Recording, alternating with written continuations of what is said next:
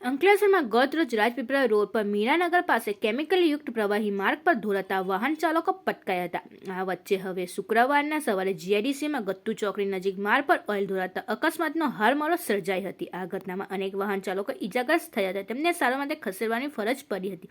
અજાણ્યા વાહનમાંથી ઓઇલ ધોરવાના કારણે રોડ ચીકણો બની ગયો હતો। આના લીધે પ્રસાર થતા અનેક વાહનો સ્લીપ થયા હતા। ખાસ કરીને મોપેડ પર જતી એક મહિલાને ઈજા પહોંચી હતી, તેને તાત્કાલિક 108 એમ્બ્યુલન્સ દ્વારા પ્રાથમિક સારવાર હોસ્પિટલ ખસેડવામાં આવ્યા હતા। ઘટનાની જાણ થતાં જ ડીપીએમસીના ફાયર ટેન્ડર તાત્કાલિક સ્થળ પર પહોંચ્યા હતા। ફાયર ટીમે રેતી અને પાણીનો ઉપયોગ કરીને માર્ગ છંટાવેલું ઓઇલ સાફ કરવાની કામગીરી હાથ ધરી હતી, જેથી માર્ગ સુરક્ષિત બન્યો।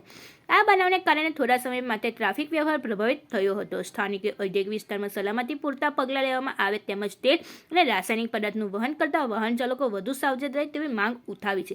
અત્રે ઉલ્લેખનીય છે કે 2 દિવસ પૂર્વે પણ જાડેશ્વર ચોકડી પર નેશનલ હાઈવે પર ઓઇલ જેવી ચીકણી પ્રવાહી ફેલાતા વાહન ચાલકો સ્લીપ થયા હતા। સતત 3 દિવસથી